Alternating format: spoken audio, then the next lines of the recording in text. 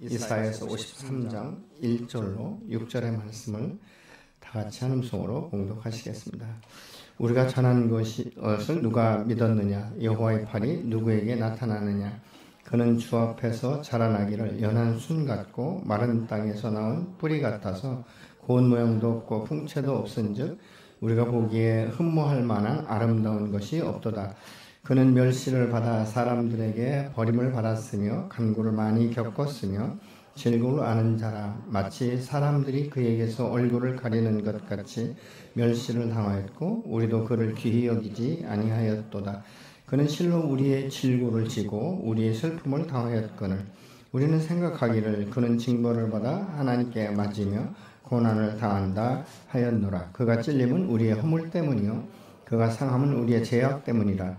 그가 징계를 받음으로 우리는 평화를 누리고 그가 채찍에 맞음으로 우리는 나음을 받았도다. 우리는 다 양 같아서 그릇 행하여 각기 제 길로 갔거늘 여호와께서는 우리 모두의 죄악을 그에게 담당시키셨도다. 아멘. 내 세상 가운데 살면서 누구에게나 어떤 도움을 받기 원하는 마음이 있으면 나를 도와줄 만한 사람을 찾게 됩니다. 물질이 필요하면 물질로 도와줄 사람, 또 내 어떤 상처가 있으면 상담을 통해서 상처를 치유해 줄 사람들을 찾게 되는 것이죠. 근데 그 대상을 찾을 때 많은 사람들이 외적인 그 모습, 이 외모의 모습을 보면서 선택하는 경향이 있는 것을 봅니다. 하물며 우리의 영혼 구원을 위해서라면 그럼 내가 누구를 만나야 될 것인가? 오늘 본문에 보면 예수님은 그렇게 흠모할 만한 만큼 어떤 밖으로 볼 때는 우리의 마음의 문을 열어서 그 진리의 말씀을 받아들일 만한 조건이 되지 않았다는 것입니다.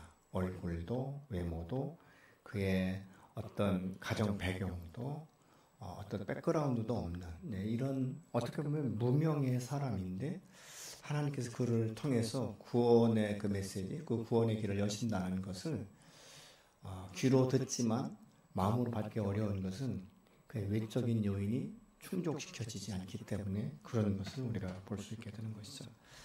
많은 사람들이 그래서 사람을 판단할 때 그의 인격과 내면의 성품과 어떤 그 진리의 말씀으로 가득 찬 것보다는 그 외적으로 서로 나는 것들을 통해서 대부분 받아들이는 경향이 있다는 것입니다. 그래서 사람들이 복음을 전해도 복음을 받아들이지 않는다는 것이죠. 오늘 본문 1절에 보니까 우리가 전한 것을 누가 믿었느냐? 여호와의 팔이 누구에게 나타나셨느냐? 이렇게 지금 말씀하고 있는데 예수님께서 분명히 우리에게 복음을 증거하기 위해서 생명의 길을 열기 위해서 당신이 십자가에 죽어야 될 그 모든 사실들을 알고 계셨고 그것을 감당하기로 결정하신 것이죠. 많은 사람들이 예수님께서 기사와 이적을 일으킬 때는 굉장히 흠모했습니다. 그런데 그의 외모를 보는 순간에 어떻게 저런 곳에서 정말 하나님의 기적이 나타날 수 있는가 할 만큼 의심스러운 그런 모습으로 보게 된 것들을 우리가 보게 됩니다. 그러나 예수님께서 이 땅 가운데 오신 것은 당신의 사명 때문에 오셨고 그것은 고난의 길을 당연히 가야 될 것으로 여기신 것을 우리가 보게 됩니다. 여호와의 팔이라는 이 말은 하나님의 힘을 상징하고 하나님의 구원의 능력을 의미하고 있는 것입니다.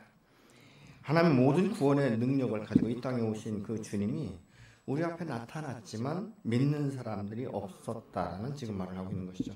왜냐하면 그를 볼 때 마음을 살 만한 외모가 뚜렷하지 않기 때문에 그렇습니다.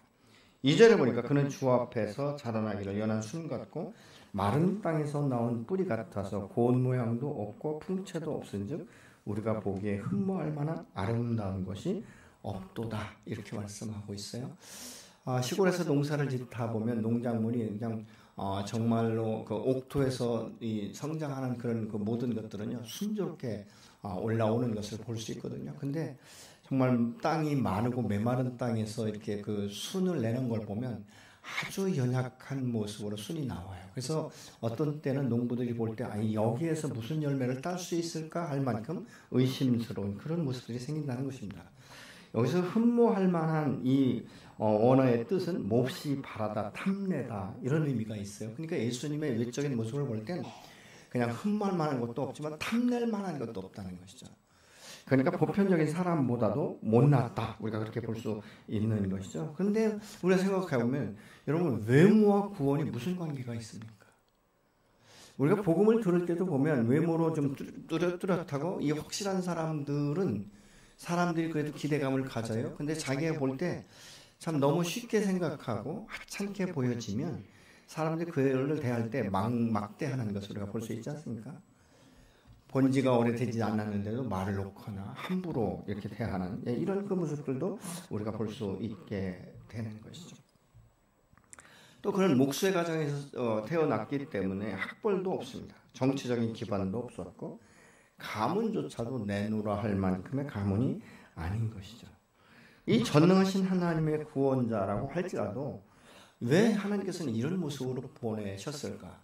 좀 누가 보아도 흠모할 만하고 누가 보아도 마음의 문을 열 만큼 좋은 가문에서 탄생하셨다면 아마 많은 사람들이 그 말에 권위를 두었을 거예요. 예를 든다면 노마의 그 황제의 아들로 태어났다면 그 왕권을 가지고 있었기 때문에 그가 말하는 것에 대한 권위가 있었을 거예요. 근데 어떻게 보면 그 인생 가운데 최하 등급에 속하는 목수의 아들로 태어났기 때문에 별 볼 일 없는 것처럼 그의 말에 씨가 먹히지 않았다라고 우리가 볼 수 있게 됩니다. 왜 하나님께서 이런 모습으로 보내셨을까? 그렇지만 하나님께서는 그에게도 분명한 그 목적을 주셨는데 말씀의 권세를 주신 거예요. 그가 이 땅 가운데 행하실 일들은 사람이 상상할 수 없을 만큼의 그 모습으로 이 땅 가운데 보내신 것입니다. 그래서 3절에 보니까 그는 사람들에게 멸시를 받고 버림을 받고 고통을 많이 겪었다. 그는 언제나 병을 앓고 있었다. 사람들이 그에게 얼굴을 돌렸고 그가 멸시를 받으니 우리도 덩달아 그를 귀하게 여기지 않았다라고 세모역 성경은 말하고 있습니다. 여러분 덩달아서 이 말 아시죠? 나는 다른 사람이 그러면 나는 그 사람에 대해서 만나보고 경험하고 평가하지도 않은 사람을 다른 사람이 그냥 뭐라고 하면 그런가 보다 하고 함부로 말을 섞는 이런 경향이 있다는 거예요. 그것이 무엇입니까? 재성을 가진 인간의 모습이라고 우리가 말할 수 있게 되는 것이죠. 여기서 멸시는 경멸하다, 업신여긴다 이런 뜻이에요. 그를 사람들이 경멸하기 때문에 거절했고 그를 대적하면서 함부로 말했다는 것입니다. 그는 사람들에게 수많은 멸시와 버림을 받고 고통을 당했고 병을 앓고 다른 사람들의 얼굴을 돌려서 덩달아서 주변에 있는 사람들도 고개를 돌렸다라고 말하고 있는 것이죠. 그러나 주님은 그 사역을 그 외모와 상황과 다른 사람의 행동과 달리 수많은 병자들을 주님 앞에 나와서 치료받는 것을 우리가 볼 수 있죠. 아마 38년 된 환자에게 내가 낫고자 하냐고 질문하실 때 그것은 그 사람의 심리 상태를 본 것이 아니라 그 말씀을 듣는 순간에 38년 된 환자의 마음 가운데 믿음이 생기기 시작하는 거예요. 내가 지금까지 한 번도 이런 말을 들어보지 못했는데 이분이 누구시기에 나에게 낫고자 하는 마음이 있는가를 질문하는가. 이분의 말에는 다른 사람과 다르구나. 여러분 보편적인 사람은 뭐라고 말하겠습니까? 당신 그 질병이 너무 오래됐는데 참 불쌍하다. 안 됐다. 내가 도와줬으면 좋겠지만 내 일이 바빠서 내 사업이 바쁘기 때문에 도와줄 수 없다. 이런 식으로 말을 할 수 있었을 거예요. 근데 주님은 유독히 집중해서 바라보시면서 내가 정말 낫기를 원하는가. 그런 그 소망이 내 안에 있느냐라는 질문과 함께 말씀의 능력이 그에게 들어가기 시작한 거예요. 이분이 말씀하는 것은 다른 사람과 다르구나. 그러면 내가 이분의 말씀을 믿으면 어떻게 될 것인가 라는 생각을 했겠죠. 그때 예수님께서 말씀하지 않습니까? 단도직입적으로 내 자리를 들고 일어나 걸어가라. 여러분 이 말은 함부로 할 수 있는 말이 아니에요. 그러나 그에게 무엇이 있습니까? 믿음이 생기기 시작하는 거예요. 지금까지는 자기가 물리 동할 때 넣어줄 사람만 바라봤지만 이분에게는 다른 능력이 있다. 정말 이분이 말씀에 내가 느끼는 것이 달랐다. 어떻게 보면 감이 달랐다. 이런 말이죠. 그래서 그 예수님께서 말씀하실 때 믿음으로 자기의 자리를 들고 일어나 걸어갔다라고 말씀합니다. 아마 이런 사람들은 자기 인생 가운데 주님의 그 능력을 경험했기 때문에 주의 말씀을 믿었을 거예요. 그런데 이런 경험이 없는 사람은 다 외적인 것으로 판단하게 되는 것을 우리가 볼 수 있지 않습니까? 그래서 옛말에 이런 것 있잖아요. 뚜가리보다 장맛이다. 이렇게 말하는 것을 보죠. 사람은 그렇기 때문에 인격적으로 만나서 관계를 해보기 전에는 함부로 비평하거나 평가해서는 안 되는 것이죠. 예수님은 지금 이 유대인이나 이 모든 사람들이 바라볼 때 하찮은 거예요. 하찮은 사람이 천국의 소망을 선포하니까 그것조차도 믿어지지 않는 것을 우리가 볼 수 있게 됩니다. 그러니까 사람을 너무 우습게 하고 경멸하는 것이죠.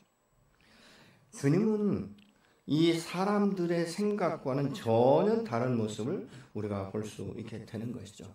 사람은 예물을 보면서 뭘 제대로 할 수 있겠는가? 저문양으로 적골이 되었는데 이런 생각을 할 수 있었을지도 모릅니다. 심지어는 제자들도 예수님의 외모를 보고 따라다니는 거예요.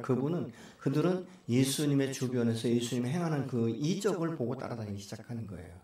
그러니까 예루살렘에 입성할 때 제자들의 목적이 무엇이죠?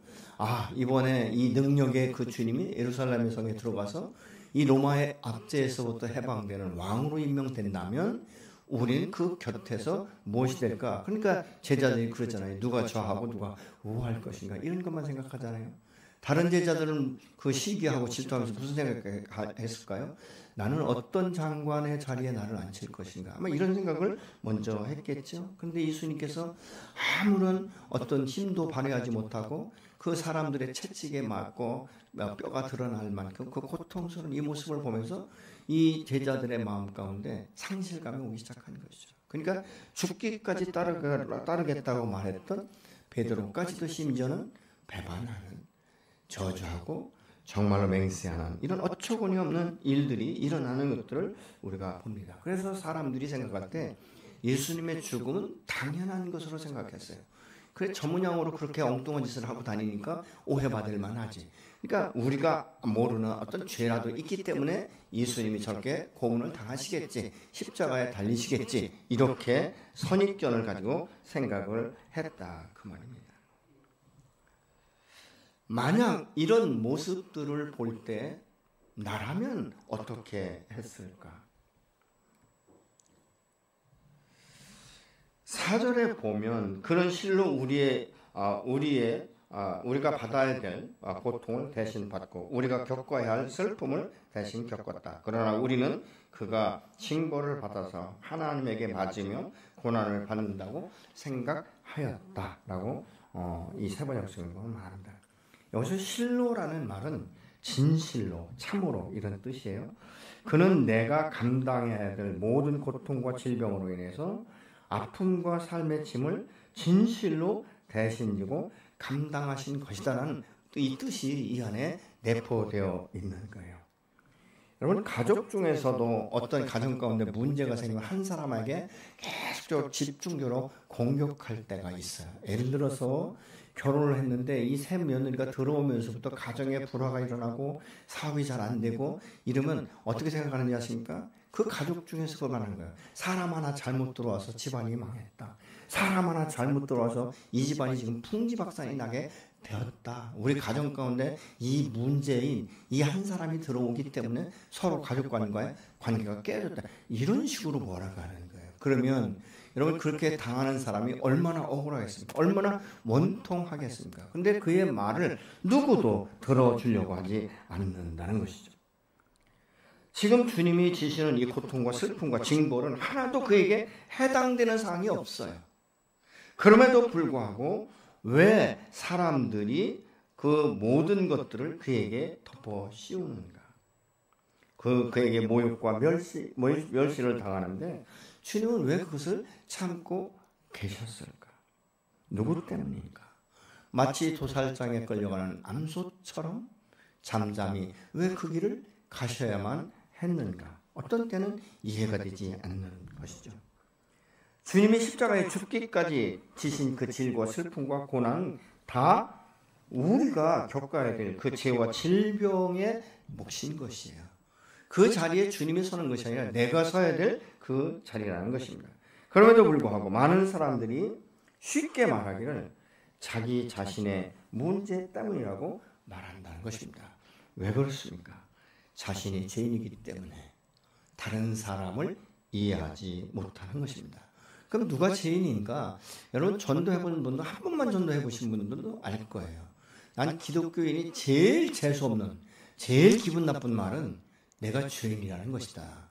나는 죄를 지지 않았다. 그러면서 이제 만약 자기 주변에 믿는 그리스도인들이 정상적인 그리스도인의 삶을 살지 못하면 그 사람을 끌어 대입시켜버립니다. 내 주변에 이런 친구가 있는데 걔는 나만 또 못해. 나는 그래도 사람 앞에 정직해. 나는 양심의 가책을 느끼지 않아. 근데 걔는 양심의 가책도 느끼지 않아. 돈 꿔갈 때는 아주 상냥한 척하고 돈 이제 주고 나면 받을 때는 그냥 몇 번씩 이야기해요. 겨우 받을 똥 말똥.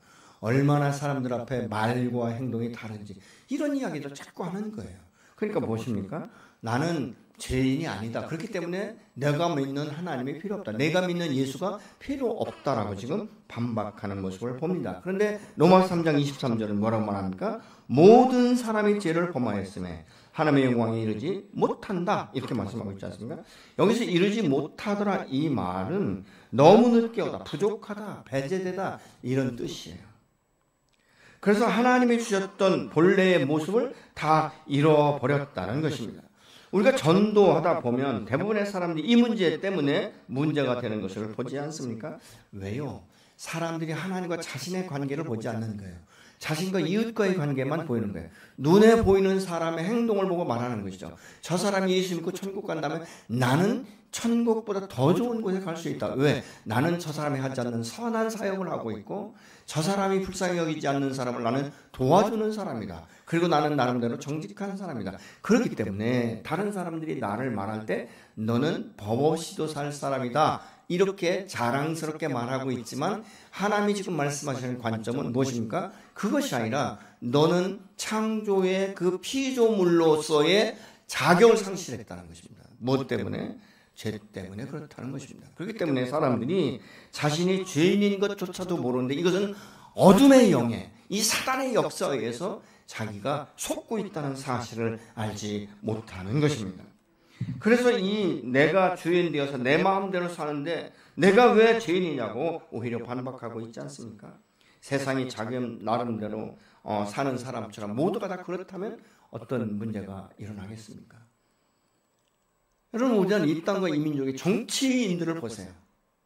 다 보면 자기는 합리적이에요. 자기는 맞는다는 거예요. 상대방이 다 잘못했다는 거예요. 자, 그러면 우리가 불신자들은 그렇다고 할지라도 그쪽에 믿음의 사람이 한두 사람이라도 빛과 소금의 직분을 감당하며 아니오라고 말할 수 있는 이런 용기가 필요한데 아무도 그 말하지 않지 않습니까? 어떤 데는 제가 참 부끄러운 것이요. 그 CBS나 이런 어떤 CTS 이런 데서 간증한 사람들의 말이 너무 거치는 거예요. 왜 그렇습니까?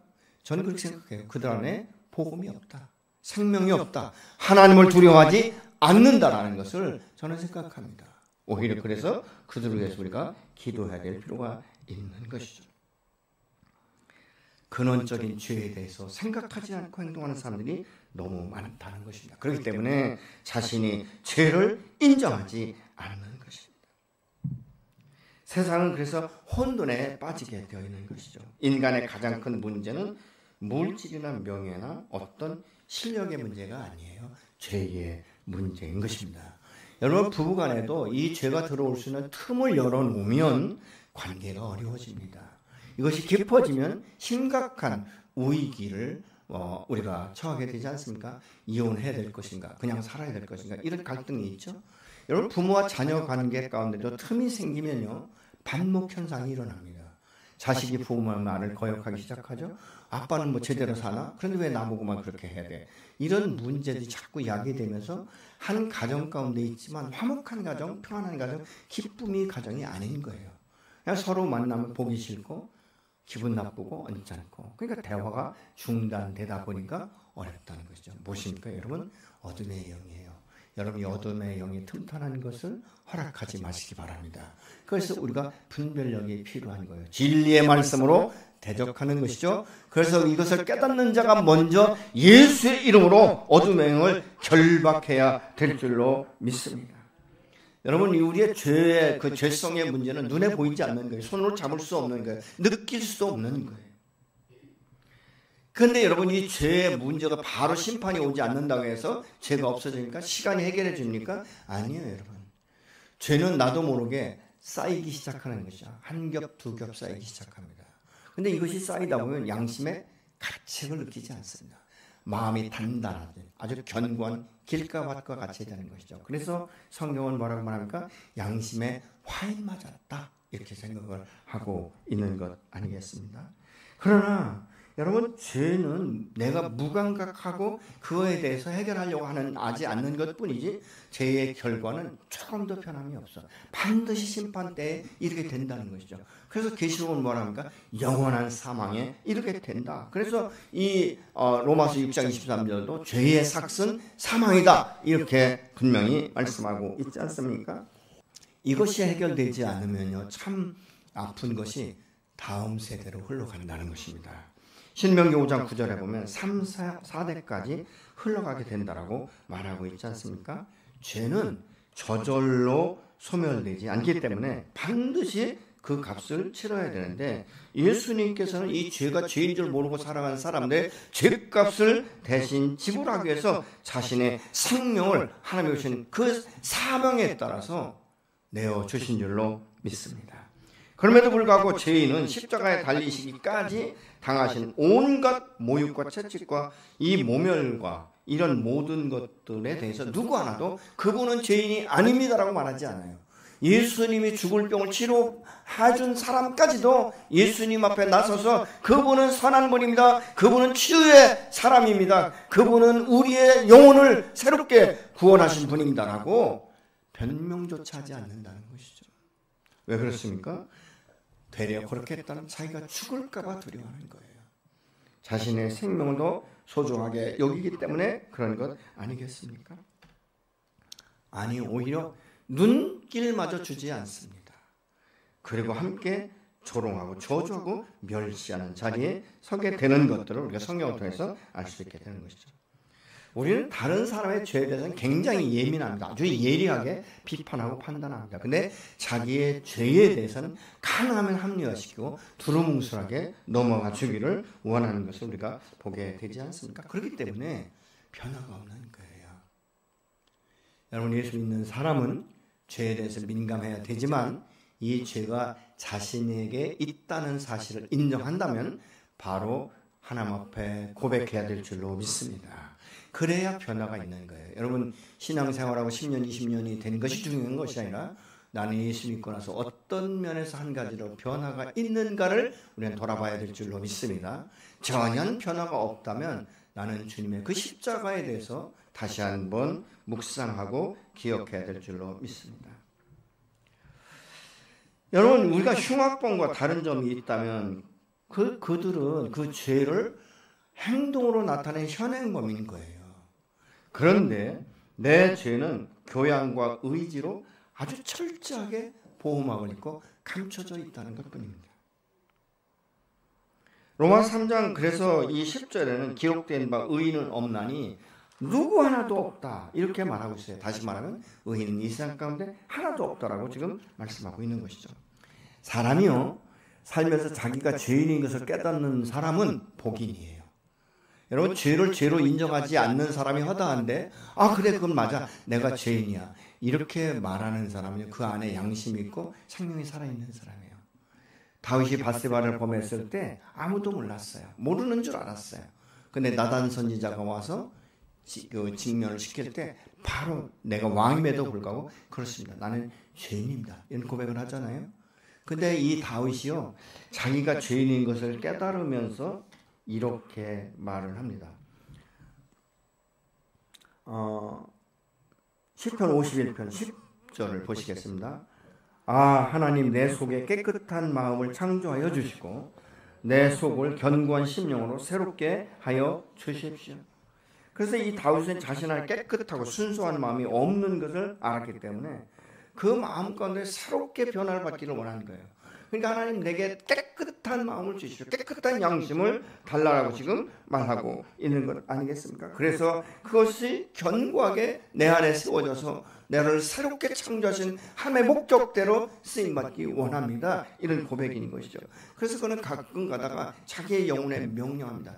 내 영혼아 여호와를 찬양할지어다. 내 영혼아 여호와를 송축할지어다. 이렇게 스스로 영혼에게 명령을 하고 하나님 앞에 예배자로 서는 것을 얼마나 수없이 이 시편을 통해서 말씀하고 있는지 모르는 것입니다. 왜요? 여호와 하나님의 도심이 없이는 내 죄성이 끊어지지 않기 때문에, 나도 모르는 새에 순간순간 습관적으로 무의식 중에 나오는 이것이 있기 때문에 하나님 앞에 참된 예배자로 서기를 원하는 것이죠. 죄는요, 사람의 마음을 묶기 때문에 죄의 포로가 되어가는 것이죠. 그러면서 그 죄의 결과에 대해서는 책임을 지지 않는 것이 공중권세 잡은 이 사단의 역사인 것입니다. 성령은 죄의 결과를 죽음이라고 분명히 말하고, 성령은요 우리에게 강력하게 말씀합니다. 너가 지금 행동하고 있는 것은 죄다. 그래서 양심의 문을 녹화하는 거예요. 너 그거 안 돼? 그거 죄 짓는 거야? 너 그러면 내 영혼이 죽어. 내 영혼이 잠식돼. 내 영혼이 묶여버려. 그래서 결과적으로 너는 영적인 일을 할 수 없어. 나를 기쁘게 할 수 없어. 라고 깨닫게 하시는 분이 바로 성령 하나님이신 줄로 믿으시기 바랍니다. 그분은 예수 믿고 거듭난 하나님의 자녀들 안에 모두에게 다 하나님의 선물로 주신 것입니다. 여러분, 이것을 인정할 때 우리는 비로소 새로운 삶, 영원한 삶을 향하여 한 걸음 한 걸음 나가게 되는 줄로 믿습니다. 죄인들의 결과는 뭐라고요? 그 사망인데 이게 어둠이 주는 함정인 거예요. 이 함정인 것을 우리가 알고 나와야 될 줄로 믿습니다. 예수님은 이 영원한 죽음을 막기 위해서 이 땅간의 육신을 입고 오신 것입니다. 누구 때문이 아니에요. 바로 나 때문인 줄로 믿으시기 바랍니다. 하나님이 그만큼 나를 사랑하신 것입니다. 5절을 같이 보시겠습니다. 그를 찌르는 것은 우리의 반역죄요, 그를 으스러뜨린 것은 우리의 악행이었다. 그 몸에 채찍에 맞음으로 우리를 성하게 해 주었고 그 몸에 상처를 입음으로 우리의 병을 고쳐 주었구나. 이렇게 공동 번역은 말씀을 하고 있습니다. 주님이 질고와 이 슬픔과 고난을 받은 것은 당신의 일이 때문에 그런 것이 아니라 우리의 악행 때문이면서 그가 찔린 것은 우리의 반역죄 때문이다. 이렇게 말하고 있지 않습니까? 뭐가 반역죄입니까? 하나님을 알지 못하고 하나님의 말씀 앞에 불순종하고 배반하는 것, 그것이 바로 반역이라는 것 아니겠습니까? 또 그가 채찍에 맞음으로 우리가 치료를 받고 건강하게 되었다. 이렇게 말씀하고 있습니다. 그렇기 때문에 주님은 상한 자의 마음을 아세요. 그래서 그 상한 마음을 싸매시는 거예요. 그리고 상한 곳에 그 상처를 치유하기 위해서 말씀으로 약으로 발라주시고 또 손으로 안수하셔서 치료하시는 그 하나님, 그 하나님을 저와 여러분의 인생 가운데 날마다 경험되어지기를 예수로 축원합니다. 여러분, 십자가는 죄를 지은 사람이 무조건적으로 지는 것이 아니에요. 아주 흉악범들만 지는 것이에요. 그렇기 때문에 얼마나 큰 흉악범이냐면 예를 들어 살인죄를 졌다든가 뭐 이런 것이죠. 근데 이 십자가는요, 로마 시민권만 있어도 웬만하면 다 피합니다. 예수님의 행하신 것은 죄도 없지만 예수님이 십자가에 달리실 만큼 죄악을 범한 것은 한 곳도 없다는 사실을 우리가 알고 있지 않습니까? 그런데 다른 사람들이 볼 때, 예수를 모함하는 사람들이 볼 때 그렇게 악형에 처해야 다른 사람들이 그 예수를 따라갈 수 없기 때문에 그 길을 막아놓는 것이에요. 무엇입니까? 생명의 길을 막고 있다는 이 사실을 본인들이 모르고 있기 때문에 그런 일들을 지금 저지르고 있는 것이죠. 여러분, 많은 사람들이 십자가에 대해서 호감을 갖지 않습니다. 저주합니다. 그리고 경멸합니다. 누구 하나도 그 십자가에 그 달릴 생각, 그 자리에 대신 들어갈 사람이 없는 거예요. 나는 어떻습니까? 나는 그 자리에 예수님께서 내 죄를 대신해 십자가 죽으셨기 때문에 그것은 너무나 엄청난 것이기 때문에 주님, 내가 그 길을 가겠습니다라고 우리가 자원하는 마음이 여러분 안에 있습니까? 찬양은 있지요. 그죠? 멸시천대 그 모든 십자가를 제가 지고 가오리니. 여러분, 우리가 주님이 받은 멸시와 천대와 그 고문과 학대와 이런 것을 받는다면 우리는 잠시도 견딜 수 없어요. 여러분, 그냥 채찍에 맞기만 해도 아픈데 거기에 이 새조각 같은 걸 매달아 채찍에 한번 맞고 당길 때마다 살점이 툭툭 떨어져 나가고 뼈가 드러난다고 생각해 보십시오. 이건 말로 표현할 수 없는 고통이에요. 발가벗긴 채 십자가에 달린다는 이 수치, 여러분 이걸 누가 감당할 수 있겠습니까? 우리의 죄의 값은 그 이상이라는 거예요. 그렇기 때문에 내가 감당할 수 없기 때문에 주님께서 나를 대신해서 이 땅 가운데 육신을 입고 오셨고, 내가 서야 될, 내가 당해야 될 그 십자가에 주님이 대신 달려 주셨다는 사실입니다. 그것은 당신의 죄값이 아니에요. 죄는 없으신데 내 죄값을 대신 지불하기 위해서. 근데 사람들이 어떻게 생각합니까? 그래도 우리가 모르는 죄가 있겠지, 아니면 누명을 썼든지, 그래서 나와는 상관이 없어, 이렇게 말하는 사람들이 비일비재하게 지금 주변에 있지 않습니까? 그래서 십자가에 달리신 그 예수님을 사람들이 침뱉고 저주하고 말로 표현할 수 없는 모멸감을 주는 거예요. 그럼에도 불구하고 주님은 어떻습니까? 묵묵히 그 길을 가셨다는 것입니다. 6절을 보시겠습니다. 우리는 모두 양처럼 길을 잃고 각기 제 갈 길로 흩어졌으나 주님께서는 우리 모두의 죄악을 그에게 지우셨다. 억울하지 않습니까, 여러분? 이것이 주님이 나의 영혼을 살리기 위한 대속의 은혜인 것입니다. 우리는 다 양 같아서 고집이 그렇게 세요. 여러분 주변 사람들에게 그러잖아요. 저 사람 고집은 새 고집이다. 네, 여러분 내 고집은 없습니까? 사람들이 누구를 지적질할 때 한 손가락으로 지적하지만 나머지 손가락은 다 자신을 바라보고 있다라고 말하지 않습니까? 너는 이라는 것이죠. 내가 너를 지적할 때 다른 모든 손가락들은 너는 어떠냐라고 지금 반문하고 있는데 이것을 느끼지 못하는 거예요. 그러니까 각기 흩어졌으나 주님께서 우리 모두의 죄악을 그에게 뒤집어 씌웠다는 것을 지금 말씀하고 있지 않습니까? 하나님을 거부해도 마치 되는 것처럼 자기 생각에 매여서 주님 없이도 다 잘 사는 줄 알고 지금까지 살아오진 않았습니까? 또한 자기 욕심을 세우려고 오직 그 일에 몰두해서 전력 질주하는 거예요. 여러분 사람의 한 가지 목표를 향해서 전력 질주하다 보면 주변 사람의 말을 듣지 않아요. 저 사람 저렇게 하면 큰일 나는데, 아닌데, 저 길 가는 게 아닌데, 저 사람 저렇게 돈 투자하면 안 되는데, 근데 들리지 않는 거예요. 어떻게 생각합니까? 너희들이 몰라서 그래. 내가 나중에 성공하고 이거의 투자에 대해서 내가 많은 이 수익을 얻게 되면 그때서 너희는 내 마음을 이해할 거야. 이런 생각을 하는 사람이 너무 많아요.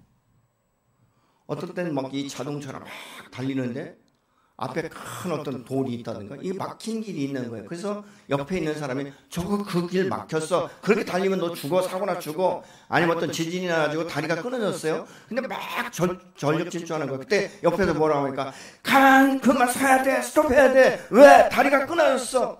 근데 아랑곳하지 않아요. 내 다리는 끊어졌는지 모르지만 내 다리는 연결됐을까. 나는 이렇게 전력 질주하는 것이 내 인생의 최대의 목표를 달성하는 거야 라고 생각한다면 어떻습니까? 결국은 가다가 죽을 수밖에 없는 거예요. 길이요 진리요 생명의 길을 누가 전합니까? 예수 믿고 거듭난 사람, 예수 믿고 그 자기의 영원한 생명 있는 것을 믿는 사람, 경험된 사람이 증거하는 거예요. 그런데 사람들은 뭐라고 말합니까? 너가 몰라서 그래. 너 그거 바른 길 아니야. 너 속았어. 너 세뇌됐어. 이렇게 말하는 사람들이 얼마나 많은지 몰라요. 그 길이 함정인 줄도 모르고 지금 가고 있다는 것이죠. 그것이 사망의 길이라고 그렇게 외쳐도 듣지 않고 달려가는 것은 어둠의 영에 속고 묶여있기 때문에 그런 것입니다. 그럼에도 불구하고 주님은 그 어둠의 영을 깨뜨려 더 이상 우리의 영을 속이지 못하게 하려고 그 길을 막아서기 위해서 묵묵히 그 길을 가셨고 십자가에 결국은 달려 죽으신 것입니다. 죽음으로 끝났다면 아마 가장 비참한 것이 그리스도인일 거예요. 그런데 주님은 죽음으로 끝나지 않고 3일 만에 다시 부활하셔서 부활의 생명으로 저와 여러분 안에 있어진 줄로 믿습니다. 우리는 만약 예수님처럼 그렇게 당한다면 억울해서 죽어도 나는 그 길을 갈 수 없다라고 말할 거예요. 자기 보기에 죄인이라고 생각되는 그 사람을 지적하면서 그 사람은 죄를 범했기 때문에 그 길을 데려가도 되지만 나는 아니라고 수없이 말을 할 수도 있다는 것이죠. 그러나 주님은 죄가 없으시면서도 하나님 아버지께서 주신 그 길을 말없이 한 걸음 한 걸음씩 걸어간 것은 뭐 때문입니까? 하나님께서 아들에게 주신 사명이기 때문에 그렇습니다. 7절을 보시겠습니다. 그는 굴욕을 당하고 고문을 당하였으나 아무 말도 하지 않았다. 마치 도살장으로 끌려가는 어린 양처럼, 마치 털 깎는 사람 앞에 잠잠한 암양처럼 끌려가기만 할 뿐 아무 말도 하지 않았다. 여러분, 우리는 조금만 억울해도 참지 못합니다. 그래서 자꾸 이야기를 하게 되죠. 누명을 쓰면 어떻습니까? 밤잠을 자지 못합니다. 그러면 사실이 아니라고 자꾸 해명을 하려고 하는 것이죠. 이것이 시간이 지나도 해결되면 그 마음가운데 분노가 생기기 시작합니다. 대갚아 주려고 하는 이 마음으로 가득 차기 때문에 이 시간이 지나면 원수처럼 생각하는 것이죠. 그럼에도 불구하고 주님은 그 길을 말없이 끝까지 가신 것은 당신을 위함이 아니라 바로 내 자신을 위함인 줄로 믿습니다. 그것이 이 땅에 오신 주님의 사명이며 그 아들을 보내신 아버지께서 주신 사명이기 때문입니다. 사명자는 세상을 따라 사는 것이 아니라 사명을 따라 사는 것이에요. 그래서 그 길을 말없이 가야 되는 것이죠. 그래야 나는 죽고 오직 하나님의 영광만을 드러나게 되기 때문에 그 길을 가는 것이죠. 우리가 주님의 은혜를 아는 만큼 복음의 증인이 돼서 그 길을 가는 것이죠. 그래서 이 사명자는 목사나 무슨 전도사나 장로나 권사나 집사가 아니라 예수 믿고 거듭난 모든 사람에게는 복음을 전달해야 될 사명이 있는 줄로 믿으시기 바랍니다. 우리가 주님 앞에 서는 그날까지 그래서 복음의 사명자답게 복음을 끝까지 드러내는 것이죠. 때로는 모욕을 당하고 때로는 수치를 당하고 때로는 거절감을 받을 수도 있습니다. 그럼에도 불구하고 그 길을 갈 때 주님은 뭐라고 말씀하시겠습니까? 착하고 충성된 종이라고 말씀하실 것이요. 여러분, 우리 주님께서는 큰 일을 해야 무슨 90점 주고 아주 작은 일, 눈에 보이지 않는 일을 하면 10점 주고 이것이 아니에요. 여러분, 주님께서는 어떻습니까? 그 달란트 비유에서 보면 한 달란트를 쓰지 않고 묻어버린 사람은 게으르고 악한 종이라고 말합니다. 그러나 2달란트, 5달란트 받은 사람에게는 어떻습니까? 착하고 충성된 종아. 그러면서 동일하게 배가의 축복을 주시면서 다른 일을 맡기는 것을 우리가 볼 수 있지 않습니까? 오늘 보면 10절 같이 보시겠습니다. 여호와께서 그에게 상함을 받게 하시기를 원하사 질고를 당하게 하셨은즉 그의 영혼을 속건제물로 드리기에 이르르면 그가 씨를 보게 되며 그의 날은 길 것이요 또 그의 손으로 여호와께서 기뻐하시는 뜻을 성취하리로다. 아멘. 여러분이 그 믿음으로 심는 씨, 이 사명을 감당하는 것은 여러분의 당대만이 아니에요. 여러분의 자손에게까지 그 복이 흘러가게 되는 줄로 믿으시기 바랍니다. 우리가 사는 날 동안 어떻게 사는가는 다음 세대를 예비하고 준비하는 것이에요. 내가 준비한 것을 내 대에 받기도 하지만 다음 세대의 알찬 열매로 나타나게 되는 하나의 씨앗인 줄로 믿습니다. 그렇기 때문에 심고 거두는 것은 내가 어떻게 순종하고 어떻게 행동하냐에 따라서 달라지는 거예요. 우리 다음 세대가 말이죠, 거둘 곳이 없는 것은 부모 세대가 심지 않았기 때문에 그렇습니다. 여러분, 믿음으로 심으십시오. 그리고 하나님 앞에 양심의 가책을 느끼지 않는 삶이 되시기를 예수로 부탁하고 다시 한번 축원을 드립니다. 내일은 기약이 없습니다. 오늘 해야 될 일을 내가 오늘 하는 것이에요. 그것이 사명자예요. 한 걸음 한 걸음 그날 주시는 말씀과 그날 주시는 건강과 이 사업과 자기의 직장에 충성할 때 하나님께서는 착하고 충성된 종으로 더 큰 일들을 맡기시며 더 새로운 길을 열어주셔서 창대케 되는 역사가 일어나게 될 줄로 믿으시기 바랍니다. 그것이 바로 저와 여러분의 사명이에요. 그래서 주님은 나 같은 죄인 하나를 얼마나 귀하게 여기셨고 존귀하게 여기셨는지 자기의 생명을 아낌없이 내어주시면서도 불평불만 한마디도 하지 않으셨습니다. 누구 때문에? 나 때문에. 여러분, 그만큼 하나님의 사랑을 받고 예수님이 십자가에 달려 죽으실 만큼 대가를 지불할 만큼 여러분을 존귀하신 분인 것입니다. 그리고 그것으로 끝나지 않고 사명을 주셔서 그 사명을 감당하고 이후에 천국에서 아름다운 상급의 면류관을 받는 하나의 기회요, 그것이 바로 저와 여러분에게 부탁하신 주님의 말씀인 줄로 믿습니다. 그래서